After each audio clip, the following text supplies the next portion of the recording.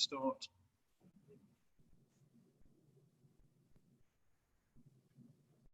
Hello everyone, thanks ever so much for coming to another Majestic webinar. Again, it's going to be old guard versus new blood, and my alarm's going off to say that this is about to start, so brilliant professionalism right there. So I've got some great people here. On the old side, we've got myself and Frank Watson, and on the much more younger side, we've got Helen and Alina. Alina. So, guys, I think the best thing to do is to let you guys firstly give a quick introduction as to who you guys are. So, Helen? I'm Helen Pollitt. I am Managing Director of Arrows Up. I've been in digital marketing for about a decade now, but specialise now in SEO. I also am an Associate Lecturer at the University of Kent, teaching about web marketing and analytics. Frank, tell us about you. Old guard, been doing this since the 90s. Right now I'm the Senior SEO Strategist for Master Electronics. We have 9 million electronic components, so I've got a lot of things to play with. It's a challenge, and I think a large part of that is link building, so we're in the right field for this discussion today. And Alina. Cool. Hi guys. So I'm Alina Ghost.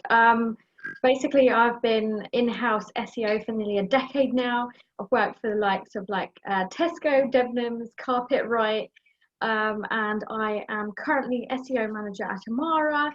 And I've got my own SEO podcast called SEO with Mrs. Ghost.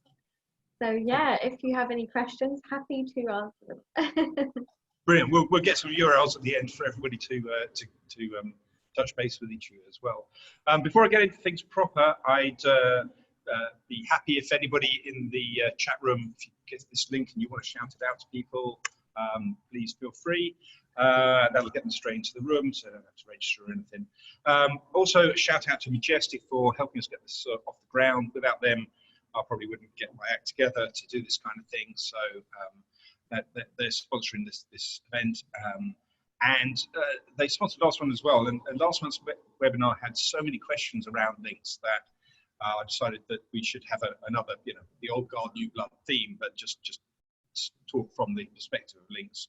And to get the generational divides in the industry, but try and do a whole presentation based around links theme, which I don't think is going to be very difficult, to be honest with you. I think I've got hundreds of questions here, and we're never going to get through all of them. So we've got some great panelists, and I'll jump straight in, I think, with question one. So there were loads of people asking things around the same sort of idea, but Joe Blogs had a pretty good starter for 10 and asked how link building has changed over the decades. And she asked, actually, what are the 3 things we should all be doing with link building? So in the interest of brevity, because if you all do 3, that's going to take us quite a long time, and we want to get on to a few other questions. How do you think link building has changed? And maybe give us, one thing that we should be all doing with link building. And then, if anyone disagrees, feel free to jump in. But, I'll send you in. Helen, do you want to go first? Yeah, sure. I would say probably one of the biggest changes that I've noticed is that every single interesting news story that I read these days turns out to actually have just been some SEO agency's digital PR campaign. So you just can't trust the news at all because it's all been orchestrated by SEOs.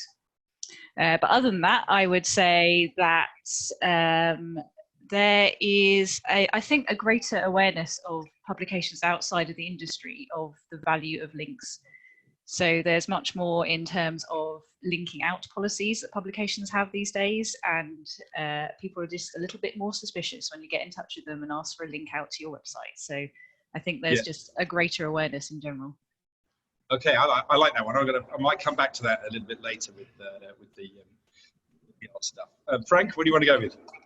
Well, I mean, the difference is in the very, very early days of let's say the start of Google, which is the late 90s, and we still had a few years, you literally could do anything to get a link. You could create a bunch of mini sites and all that sort of thing. You could have a pile of links from the same page, from different pages within the same website, and they all gave you some value.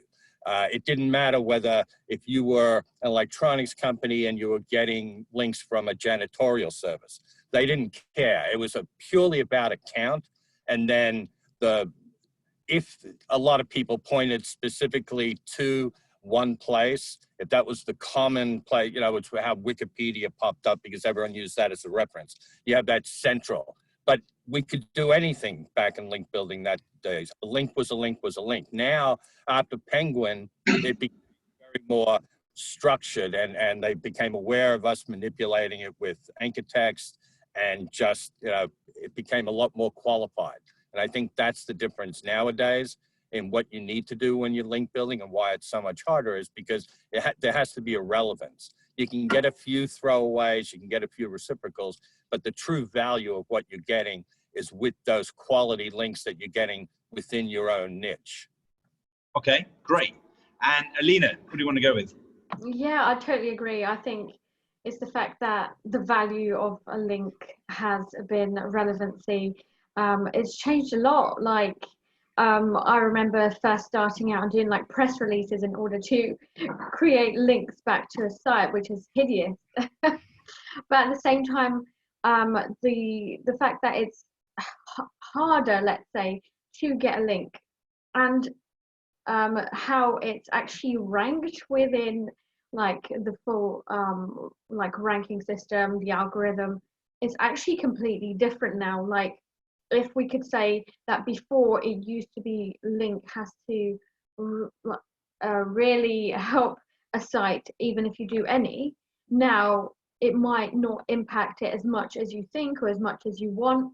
And I've heard down the grapevine that actually brand has a lot to do with it.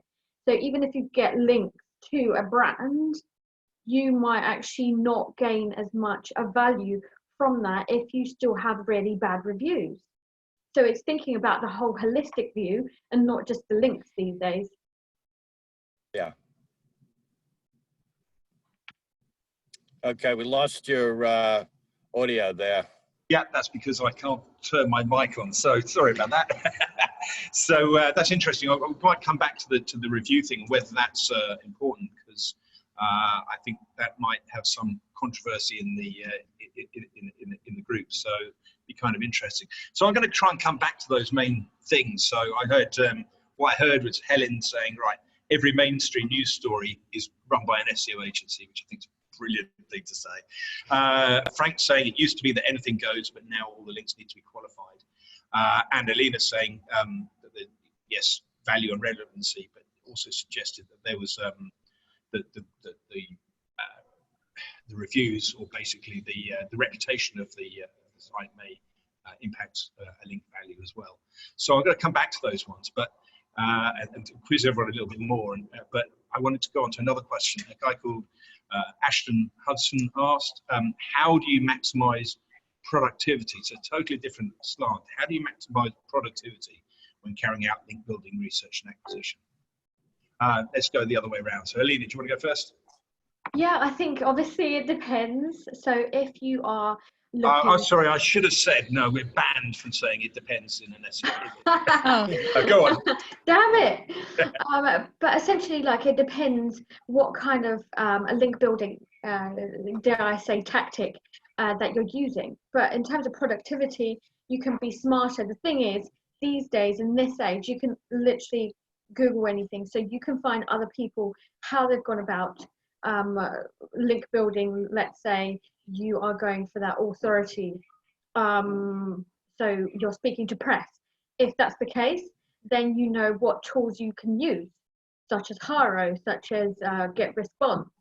I think that's what it's called, and it's essentially about getting those emails on a regular basis. It's about speaking and creating those relationships. In terms of productivity, it's about just being savvy with the quality sites that you use. So going back to what Frank said, if you're looking at relevancy, you have to make sure that the site that you're talking to is actually relevant to your audience. You don't want to be just talking to any website and getting them to link back, because that's not going to be relevant. Okay, great. Frank, do you want to come in? Yeah, I mean, I read something in the last 3 or 4 days where they were talking about authorship again. And there was an article when they were talking about medical information where you're either quoting a doctor, you're quoting, so that's authoritative, then you've got apprentice level, which are medical students, and then you've got the general public. So I think that's where we're going. I mean, obviously, like I said earlier, it used to be anything went. Now we're getting down and down and down, and there are methodologies that work better. You can reverse engineer your competitors and see what directories that they're in, or what forums that they're involved with, where you see the links and whether or not there's any quality or a follow link to that. I like, one of my best ways of doing it is I'll find a university professor around a particular topic that I want to write about, and I'll interview him, quote him, and then send him a link to the article. A lot of the times, and it's not 100%, but I'm getting at least 60% of those people will drop a link to that article in their EDU bio. So you know, an EDU link still has a little bit more value than a regular commercial link, that type of thing. Yeah, it's just, you've got to look at what's being done in your space and what seems to be the go-to places that other people in your industry are getting value from, taking the time to either be involved with a particular forum or a particular directory. Because directories still have a minimum value. They don't have the value that they used to, but there are some that are very specific to your industry that may have value. So it takes work, but there are methods to it. Okay, it's all interesting. I'm going to come back at all of you soon. So, okay, Helen. I would say Productivity. the key to productivity in any SEO task is caffeine. Caffeine. Yeah. But aside from that, specifically link building, I think you have to always have an always-on approach to link building. So always be looking for the industry niche. I mean, we've spoken about that earlier, but where are the audiences hanging out for that particular niche? Where are they spending time? What other publications are they reading? Getting to know that ahead of any attempt to start link building, because then you get to know who are the sort of key actors within those communities, who are the people who are the publishers, the editors, who do you need to start getting in contact with now and just interacting with, so that when it comes to the time when you want to actually try and pitch a story, for instance, you've already made contact with them. It's not going to be a cold pitch. So getting to know people who in the future you might want to contact up ahead of time means that when you then decide you want to start a link building campaign, you've actually already done some of the legwork. Okay, so I'm going to kind of challenge all and everyone else, I guess. Because I think there's an interesting thing that came out there. So we talked about author value maybe coming back or may not be coming back. We talked about EDU links might have more value than non-EDU links. We said a good brand may carry more value than a bad brand. So there's quite a lot of signals in there which seem slightly esoteric, and I wonder whether that's correlation or causation. Certainly the tests I did for EDU links and the way I understood the algorithms, there was never a fundamental reason why say EDU links were anywhere better than other ones. What happened was that those links were ostensibly from websites that had good links going into them, and then the internal link structure of those websites would make the difference. And then similarly with brand, if you take a good brand like, if you take a reputable brand, BBC, but then you've got a page that's buried well into the system, as I have somewhere, there's a page to my old agency in BBC. It's got no links going into it, even internally into the BBC now, and I can't see any evidence of any juice coming out of it anymore. So I guess my question is, do these concepts of brand, of value, of authorship bear up to testing, or are they something that we kind of have felt is true? So on the authorship one, for example, if I write something about, I don't know, the solar system, I have no experience or expertise in the solar system, but if Brian Cox, the renowned physicist, then blogs in my comments, he's just doing a blogger comment and gets no reputation whatsoever from it, but he's the authority in that conversation. So I guess my question is around all of them. How confident are we that these are signals really, or is it a function of still links that suddenly the math seems to appear that these things happen?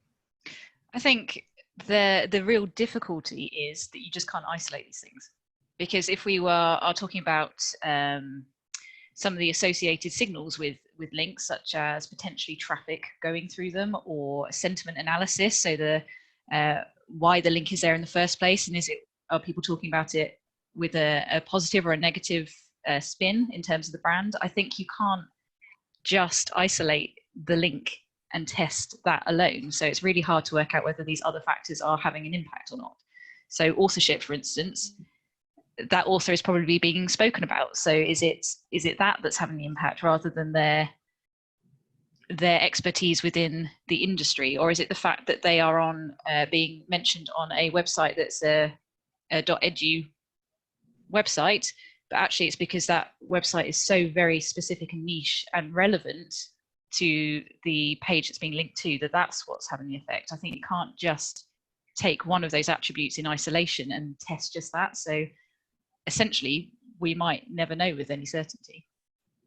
But I just don't think that it's about testing either. I totally agree with what you say. I think it's about actually the holistic view. So if you do try and get links to a brand, and the brand is actually getting really awful reviews and not fulfilling that customer end journey, so people will find out about it. So essentially, you're amplifying a bad brand.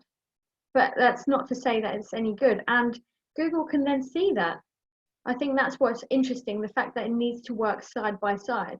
So you need to ensure that you actually have really great reviews, that you have great relevant links, and you can't be doing it one or the other.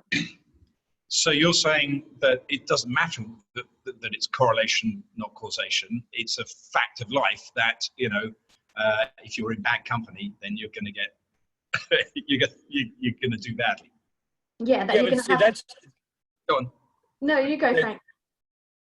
That's the whole thing. I mean, we're talking what's happening right now versus even what was happening, say, 5 or 6 years ago.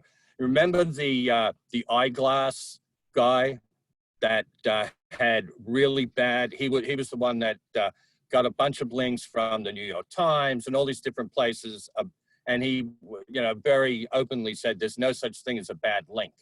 He was getting people writing crap about, his services, but he was getting all these links. He was getting, links from the New York Times and from various publications and medical places. It didn't matter. He used that stuff to rank #1 for all of these eyeglass terms. So, I mean, it's really hard. Yes, Google right now is becoming a lot more qualified and filtered in how they're looking at a particular link. But I think they, unless they've got, granted they've got a lot of ability, but there is still going to be peripheral garbage links that have a value coming to you. And that's the other random surfer theory thing, where if you just had, and that's how Penguin came in, everyone was using the same anchor text to point to their particular pages in their website, like black dress or whatever it was. And there were more of those than what should have been normally links that just included your domain. So, I mean, the Penguin came through and filtered that. But all, that filtration, that a degree of how far can Google or anyone that's measuring, and giving points to something for a ranking, it's really difficult to be able to have a pure system. And that's why causation and correlation and everything else can't be isolated, because of the fact that there needs to be some random there. If you don't have some reciprocal links, if you don't have a few links from sort of questionable or non-associated places, and it's all you know, I'm getting links from the best publications in my industry, from professors in my industry and the university, down to the particular discipline at the university, and they're only coming from that discipline. You know, that in and of itself is manipulation. So I mean, it's tough. You're going to get a lift from the quality, but if you don't have any of the crap, you're going to get questioned of whether or not you've manipulated the entire thing in the first place. Okay. Yes. As I've got a few people raising their hands and things, but that's a button beyond me. So I'm just going to. I've got lots of questions that people asked before the event. I've got over 100 questions that are asked before the event, and I'm never going to get through all of them.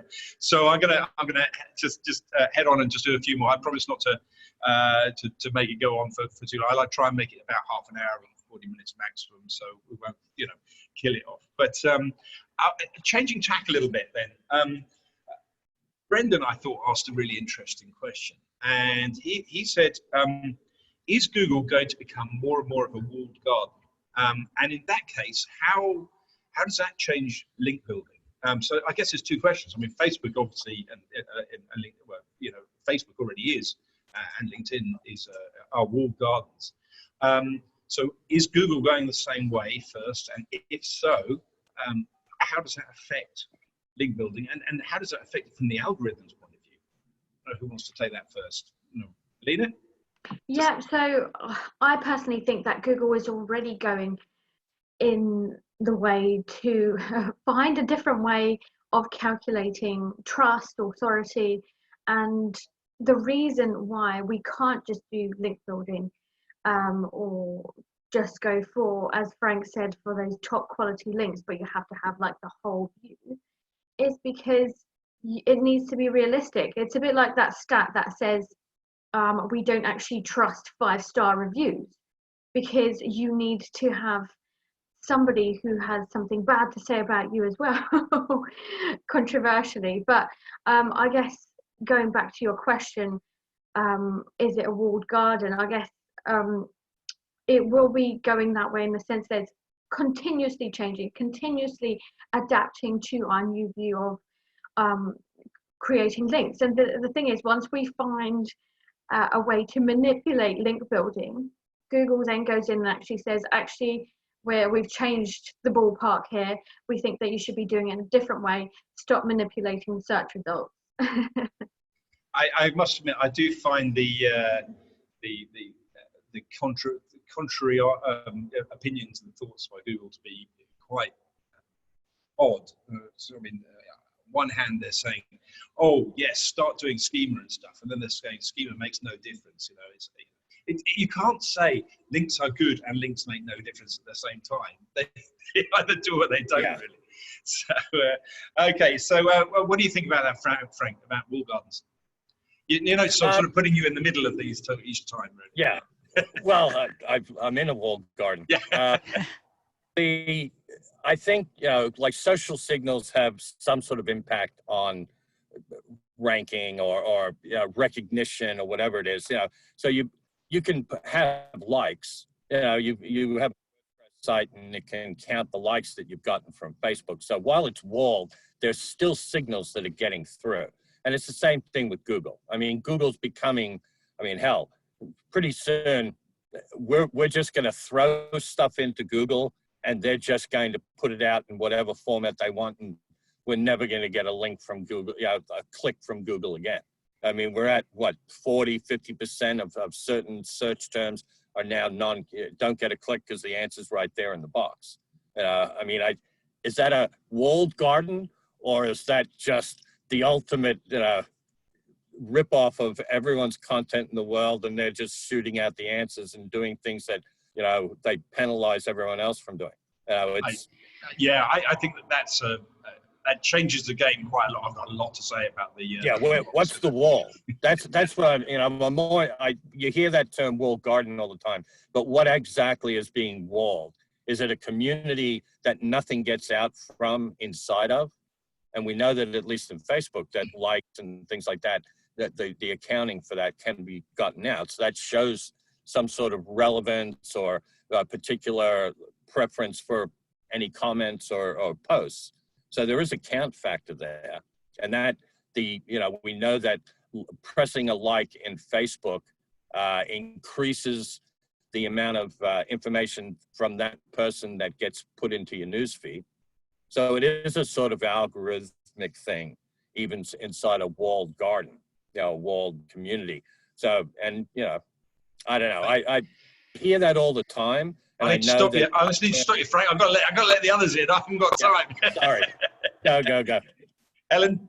It's a good question. I think that it will continue to become more walled, but I don't think it can become entirely walled because they still need to cater to advertisers. That's how they make their money at the end of the day. And I don't think advertisers will be accepting of an entirely walled garden. I think Google has to continue to put them first because that's its revenue stream at the end of the day.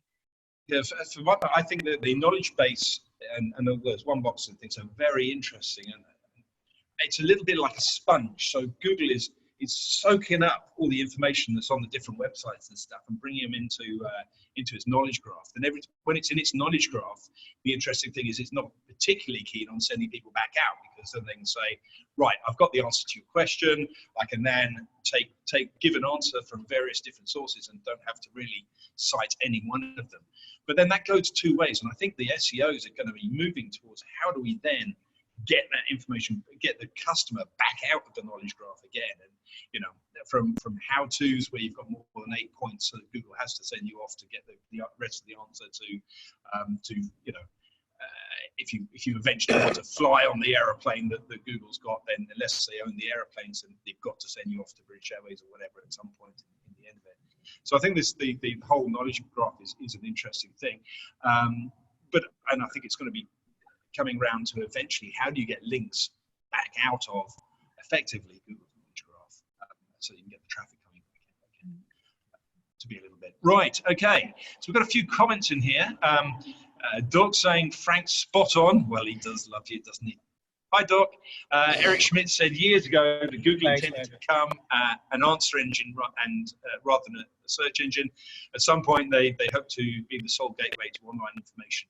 So yeah, so there's world domination point of view from Doc, which is absolutely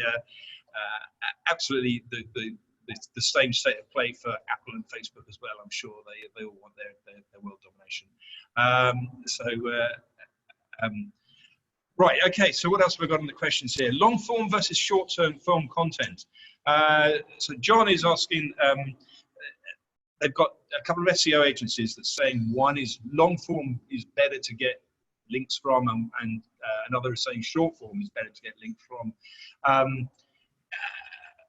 What do you think? What does it matter? I'll let Frank go first this time, because then we can. Okay. Well, I think it depends, and sadly, that's the term we never want to use. But long form gives you more opportunity for use of specific keywords and associated terms and all that sort of stuff. So it gives you more short term, short length. If it's really pithy and to the point and about a particular topic, it may become, a very referenced source. It's like, okay, this is a perfect 300-word answer to a question. This is the answer, and that gets shared, as opposed to a 2,000-word answer. So, I mean, it fluctuates between what the content is answering and how it needs to be answered, I think. Yeah. But to add to that, I would say that it depends on the intent. So short form content is perfect for somebody who's on their mobile phone and usually wants to read something really quickly, find out really quickly that information. It just depends on the topic. It depends on your strategy as well. What are you actually trying to gain from it? What kind of people are you trying to attract? Have a think about where they are in the user journey. Are they wanting more research? Do they want more information? How many questions should you be answering in that? And the thing is, if they're offering both short and long term, actually both could be the answer, because why can't you have a mix? For example, if you have one question on one, that could be a short form if it's a short, snappy question and answer. But then actually you can merge a few questions together if you'd like to have a page that's relevant to a bigger topic and actually have a hub of information. Do you want to add anything, Helen? I really like what Alina just said, actually. That's a really good way of thinking about it, is that the possibility to mix long and short form content. When I'm looking at, I don't want to say word count, but when I'm looking about how much detail I need to go into when I'm writing copy for a website, I will look at what other websites are doing on their site to see what else is being ranked currently, what is in the top 1, 2, and 3 spots in Google, how long is their content, what sort of thing are they addressing, and using that as my guide as to the depth that I should probably be going into in my own copy. But that idea of mixing long and short form content together is quite a nice one. You could almost have a really succinct summary at the top of your page and then go into far more detail later on. Almost the reverse of what most recipe websites do, where they have 2 billion words about their auntie's favorite recipe and how it was developed during the war and how the troops all lived off of that recipe. And 2 years later, you finally get to the bottom and actually see the recipe itself. It's almost that in reverse. So you've got the succinct answer that can be used for your feature snippet, for instance, and then the much more in-depth content lies behind that for people who do want to read more. So you're kind of mixing both sets of user intent there. I think that's. I got one more thing. If you have a look, I mean, most websites has FAQs, and a lot of the times those FAQ pages will have the click and it opens out and here's all this content. So they're really large pages. But if you look at search results, how often have you seen an FAQ page rank for anything? That's true, but you do see FAQs being answered in the snippets, rich snippets. They get in the snippets. But I mean, as far as like in actual results pages, you're not seeing as many, and a lot of those FAQs have the answers to industries and everything else. You know? Fair point. I think I'd add, or I'd look at the answer a different way. I first fully agree that the putting a synopsis right at the top and then structuring the content is hugely valuable, and looking at the way in which Wikipedia, for example, structures content is a really good way of thinking about how content should be structured. What I am finding though is, at least in the traditional SERPs, most of the time the content seems to be getting longer in the results for whatever reason, and I think that the reason is because Google is using NLP much more. So it's using NLP routines to try and understand and interpret content. And long form content is easier for NLP programs to learn and train and understand what the content is about. So I think that might be one reason why that's happening. But of course, just because a page ranks doesn't necessarily mean that a link from that page is particularly valued. That's potentially a completely different piece of maths. And you know, that's one thing that Majestic, since they're the sponsors, came out with their link context, being able to see how dense the links are, not just on the page, but how dense the links are, you know, within each percentile or two or three percentiles of the page, is hugely valuable to try and find out whether your links are coming from a page full of links or bundled at the footer or in the middle of the content or in the middle of rich text. So it's not always, it's the quality of a link is not necessarily related to the content on the page, regardless of whether the page is ranking on the search engine.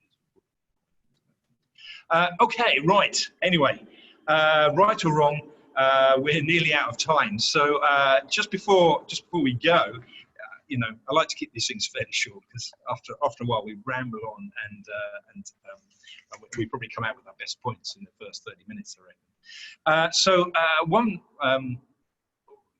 So one final thing I'd like to say, thank you very much to the audience for the great questions. I'm going to keep with the theme, I think, for the next time of young blood, old blood and new blood approach, because I think it's quite a good one. So if you think you're hard enough, youngsters, then come along and put yourself forward. Thank you also to Majestic, of course, for sponsoring the webinar, and of course to you guys. So would you guys like to finish up by giving us, you know, where people can find you, where they can follow up on questions, and where they can go? So Helen, do you want to go? Sure.